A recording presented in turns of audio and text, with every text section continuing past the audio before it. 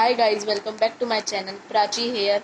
आज हम लोग स्टार्ट करने जा रहे हैं basic concepts of macro economics. चलो, फर्स्ट टॉपिक है डोमेस्टिक टेरिटरी, इकोनॉमिक टेरिटरी।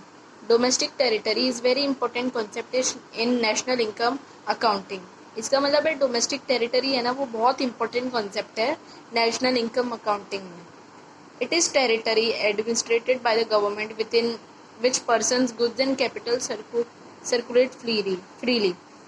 मतलब ये टेरिटरी है जो कि गवर्नमेंट से एडमिनिस्ट्रेटेड है विद इन जिसमें लोग, गुड्स और कैपिटल सर्कुलेट करते हैं फ्रीली। ठीक है। In layman's language domestic territory means the political frontiers of a country. मतलब लेमैन्स की लैंग्वेज में डोमेस्टिक टेरिटरी इसका मीनिंग है पॉलिटिकल फ्रंटियर्स कंट्री के। ठीक है।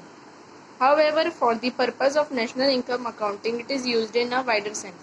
मतलब नेशनल इनकम अकाउंटिंग के पर्पस पे ये वाइडर सेंस में यूज होता है। In addition to political frontiers it also include क्या करते हैं? First, ships and aircraft owned and operated by normal residents between 2 और मोर कंट्रीज। ये क्या है? शिप्स और एयरक्राफ्ट जो कि ओन्ड हैं और ऑपरेट होते हैं नॉर्मल रेसिडेंट के द्वारा बिटवीन एक या दो कंट्री के बीच में। ठीक है।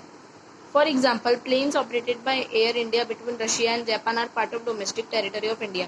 इसका मतलब है प्लेन्स जो ऑपरेट होते हैं एयर इंडिया से जापान और रशिया के बीच में, ये पार्ट है डोमेस्टिक टेरिटरी के इंडिया के। और similarly planes operated by Singapore Airways between India and Japan are part of a domestic territory of Singapore. मतलब एयरवेज जो ऑपरेट होते हैं इंडिया और जापान के बीच में, वो पार्ट है डोमेस्टिक टेरिटरी सिंगापुर की। ठीक है। अब सेकेंड है fishing vessels, oil and natural gas rigs and floating platforms operated by the residents of a country in the international waters where they have exclusive right of operation।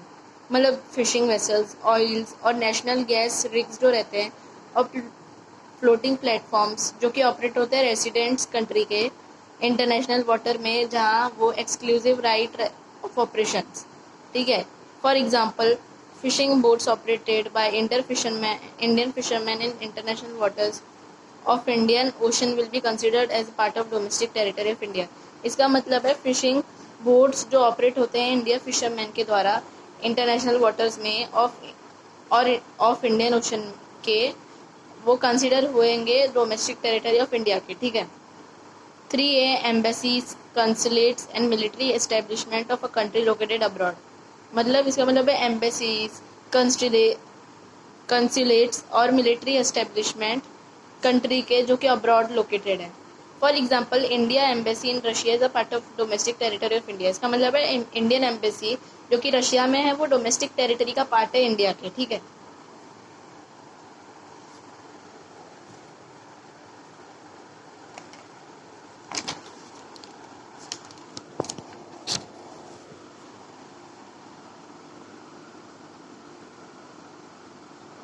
Consulate is an office और building used by Kansal.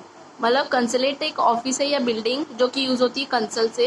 N officer commission by the government to reside in a foreign country to promote the interest of the country to which he belongs. मतलब ये एक officer है जो कि government से commission होता है और फॉरेन कंट्री में रहता है प्रमोट करने के लिए कंट्री का इंटरेस्ट जो कि वो बिलोंग करता है, जिस कंट्री से वो बिलोंग करता है। अब domestic territory does not include first.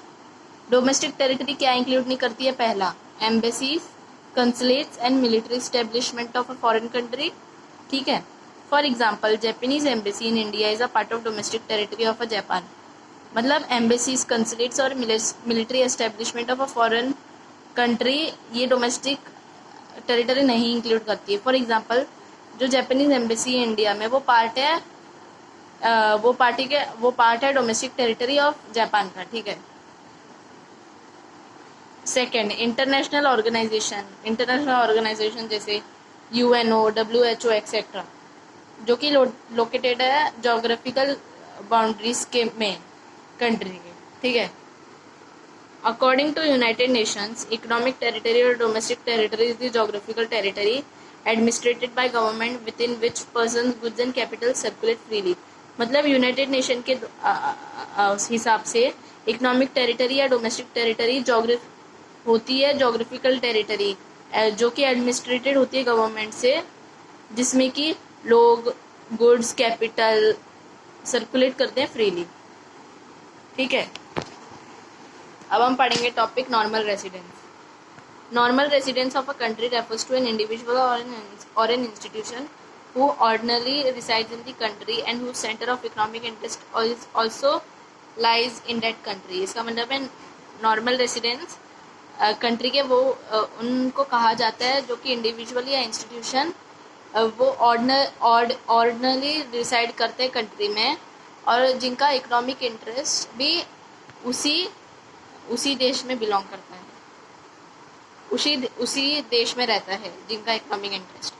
Normal residence include both individuals and institution. Normal residence include करता है इंस्टीट्यूशन और इंडिविजुअल दोनों का. Centre of economic interest implies two things. First, the resident lives और located within the domestic territory, and second, the resident carries out basic economic activities of earning, spending and accumulation from the location. मतलब centre of economic interest दो चीज़ों पे imply होता है. First, जो कि residents रहते हैं या लोकेटेड रहते हैं विद इन डोमेस्टिक टेरिटरी, और जो रेसिडेंट कैरी करते हैं बेसिक इकोनॉमिक एक्टिविटीज़ जैसे ऑफ अर्निंग्स के spending and accumulation from that location. ठीक है, following are not included under the category of normal residence. ये इंक्लूड नहीं होता जो भी नीचे दिया है नॉर्मल रेसिडेंस में. First, foreign tourist and visitors who visit country for recreation, holidays, medical treatment, study, sports, conference, etc. इसका मतलब है फॉरेन टूरिस्ट और विजिटर जो कि विजिट करते हैं कंट्री को, जैसे रिक्रिएशन के लिए, हॉलीडे के लिए, मेडिकल ट्रीटमेंट के लिए, स्टडी के लिए, कोटा स्पोर्ट्स के लिए, कॉन्फ्रेंसेस के लिए, etcetera. Second, foreign staff of embassies, officials, diplomats and members of armed forces. मतलब फॉरेन स्टाफ, एम्बेसीज के ऑफिशियल्स, डिप्लोमेट्स और आर्म्ड फोर्सेस के members of a foreign country located in the given country. ठीक है. 3, international organisation जैसे कि UNO, WHO etcetera. ये consider नहीं होते नॉर्मल रेसिडेंस में कंट्री के जिसमें वो ऑपरेट कर रहे हैं, और ये ट्रीट किए जाते हैं normal residence of international areas के. ठीक है. फोर्थ है, एम्प्लॉयज ऑफ इंटरनेशनल ऑर्गेनाइजेशन भी कंसिडर किए जाते हैं residents of the countries to which they belong and not of the international area. For example, an American working in UNO office located in India will be treated as normal resident of America.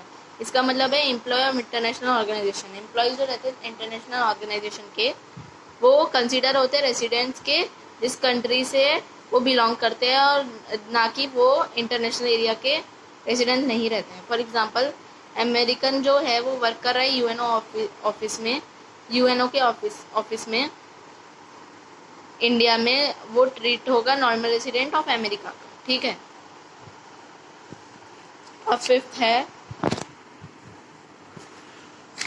है crew members of foreign vessels, commercial travellers and seasonal workers. मतलब ये crew members foreign vessels के, commercial travellers और seasonal workers provided their stay is less than 1 year.